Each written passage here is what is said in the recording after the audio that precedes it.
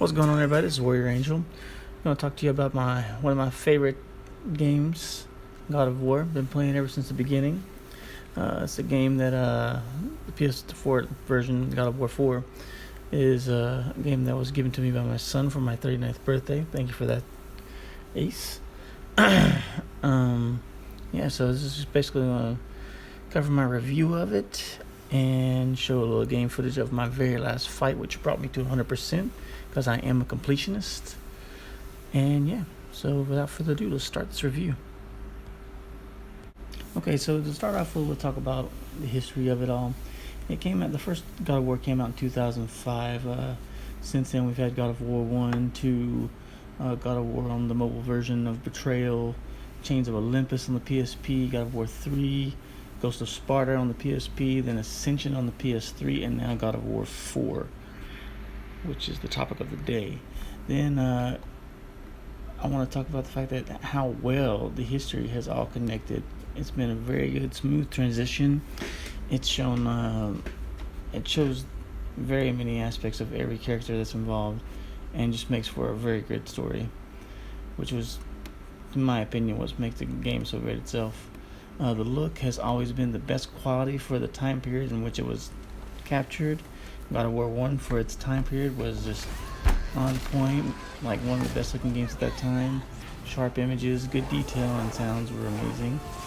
Gameplay wise, it's an adventure game in my opinion, and that basically means it has a story and you play through as a character to complete and watch the story unfold.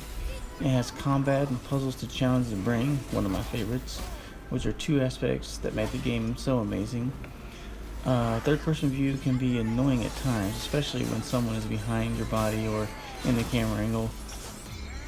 Also, the angle of the camera can hinder your combat performance when there are multiple targets, but the control layout is an effective manner to still be one of the best games or game series that I've ever played. Combat is cool, but it took me some time to get used to not having the Blades of Chaos in this new version. Spoiler alert, you do end up getting them, but by the time you get them, you're used to the axe. So anyway, in the background you're seeing me fight, what was her name? Asgundr or something like that. Anyway, she's like the queen of the Valkyries. Alright, anyway, back to the review. Like I was saying, combats are cool, but you're gonna have to get used to not using the Blades of Chaos, which are the main weapon from all the previous games. What was I gonna say? Lots of brain teasers, Indiana Jones type traps to figure out, which I thoroughly enjoy. The new open world travel and side missions were great additions, which connected the challenge mission very effectively.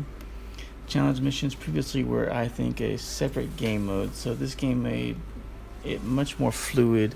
The open world definitely felt like you had a control over the story, because during all your travels you were essentially getting cool side information from a severed head you kind of encounter and start carrying around. Hope that didn't spoil it too much for anybody. The skins, I feel, could have been a little bit better, but there are some nice ones that I ended up preferring, but wish there would have been an option to use the original skins from previous games, or even some of the previous weapons from the original games. The system of adding perks to the gear and weapons seems cool, but for me, it feels like it distracts me from the game because I spent so much time trying to find the best setup for the certain situations, and that just, in my opinion, just complicates the game a little too much. And let's see what else.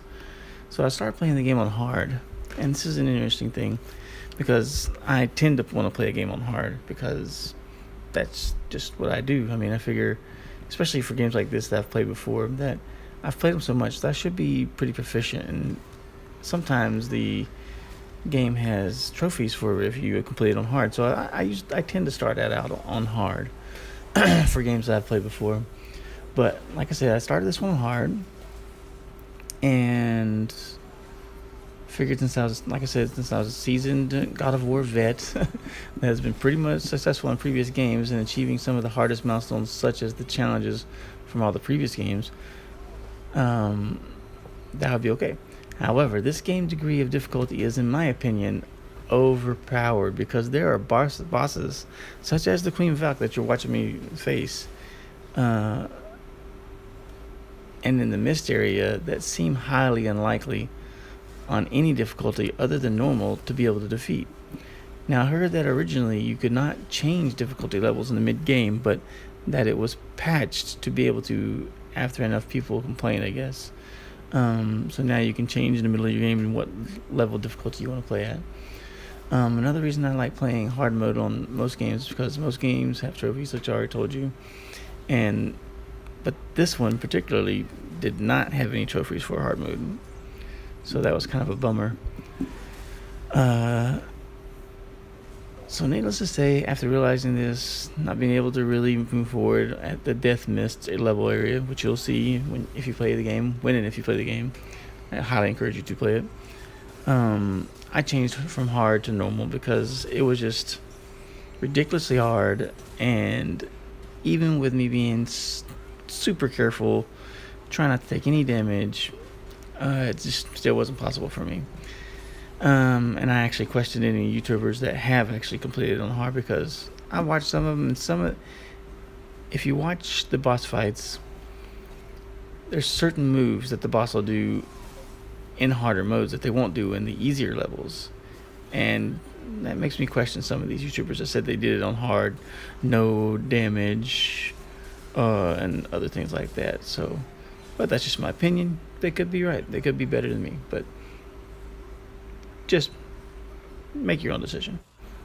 Okay, so for the final review of the game, the story was pretty awesome. I can see how they are possibly planning to branch out to future games, leading to additional realms and even different mythologies. Who would have guessed they came into Norse mythology? It gave a notion that Kratos would die soon, though, and that is not something that I personally would like to see happen just yet, because it's his character that kind of brings the game to, in my opinion, to where it's at now. I mean, the character Kratos is it's an awesome character, and we all love to see it. So I'm interested to see how that all plays out. So out of a best rating of 5, I give it a 4.5, just because, the hard difficulty thing, not having trophies for completing it on hard, was kind of a letdown. It's something I would like to have known beforehand. I mean, I guess I could have looked it up, but I mean, they used to just tell us these type of things.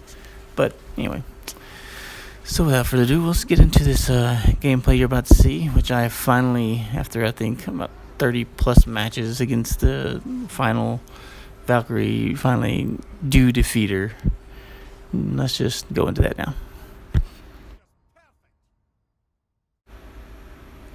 Okay, so for this game, the Valks are like little side missions, and there's like 6 or 8 total, whatever.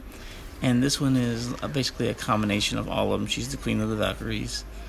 And this is the one where I actually end up beating her. I would give you suggestions on what to use, but if you use all the weapons and tools and equipment you see here, that would be a pretty good choice for you. If you want me to actually make a video and show you what exactly I used, then I can go back and do that for you. But honestly, it's all what you prefer, what works best for you. Because there were other YouTubers I saw and I looked up, and their methods didn't really help me any. So if you pay attention, and every boss in almost every game has their set moves they have, and then they have set patterns. This boss, however, her patterns, in my opinion, tended to change, so you had to be able to move on the fly and adjust to her different changes in her fighting methods. And it was honestly, it's just a lot of blocking, a lot of maneuvering out of the way, and countering her hard moves like this one right here, getting to drop her shield so I could attack her again, and just letting my super moves, I guess you could say, or my special moves recharge, and just hitting her with them every time. When she backs up, you gotta watch out for her to go up in the sky, and that's with all of them. Every time they go in the sky, they're gonna do something that's gonna be really hard to block, or they're gonna make it to where you can't see them, and it's kind of an OP move, but you live and you learn. So definitely, anytime you see them go in the sky, be prepared to throw your axe or hit them out of the sky in some way, shape, or form. And let's see. that was one of the moves that was very hard for me to counter before, but eventually I got it. And Atreus, I kind of wish he would have been a little more useful here, but that move right there is probably the only useful move during the whole time frame. And I think that was the second time I actually got it off on her. It gives you a little time to recharge. Also, be mindful of any life drops, because you're going to need every bit of life that drops. And there she goes. Drop some life right there. Get her to go away. Pick that up. Up she go in the sky. Knock her down. Hit her with Atreus. And then sometimes when you try to rush her like that, she would do some crazy stuff. So always be mindful of that. And I found that it's better to roll to the right, because if you roll left, it always catches you for some reason on every move. The fire, be aware, because once you step in the fire, it also does damage to you, so be careful of that. Right there, I don't think it did much damage to me at all. Save your rage. Make sure your rage is built up before you come in to see her. Only use that at really important times when you need to kind of chill and get some time to relax. And hopefully use the special abilities to increase your health at the time. And of course to do damage, extra damage to her, but that's besides the point.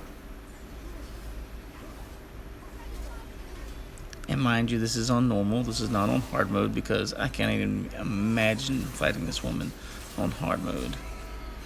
I imagine it is a painful experience.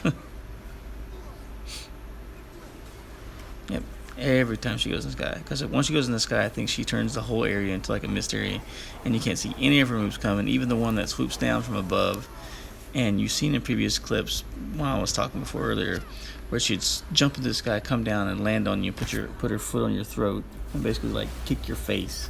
And so if you don't have a full health bar there, expect to be restarting.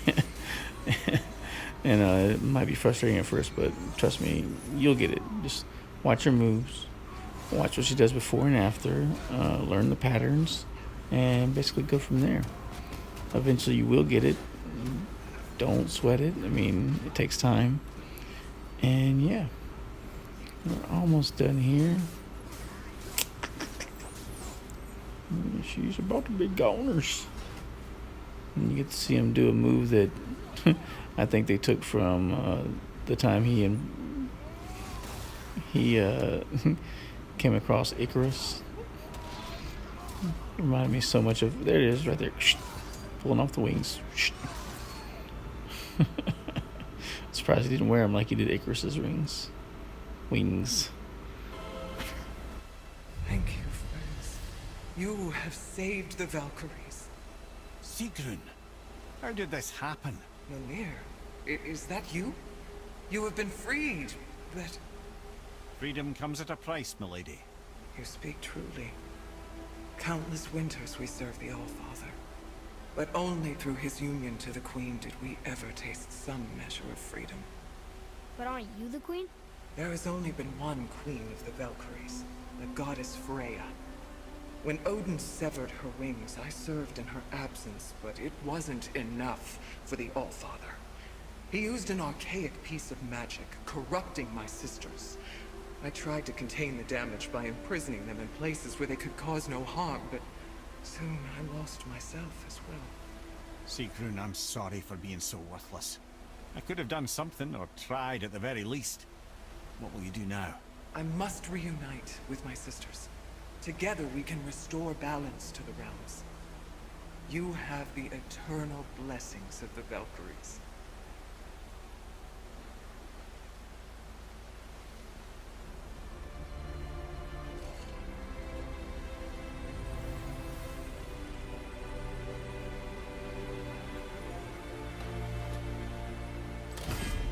Well, we did it, I suppose. You don't sound very happy about it. It's difficult to be happy about anything when you're a reanimated head. I'm grateful we were able to set the Valkyries free. So much of this could have been avoided, only... You said it yourself, Ed. It does not matter anymore. The past is the past. Well, that's awfully cheerful coming from you. I am in a good mood. The dwarves will make use of this helm. Your dad's a wee bit single-minded, isn't he, lad? Definitely.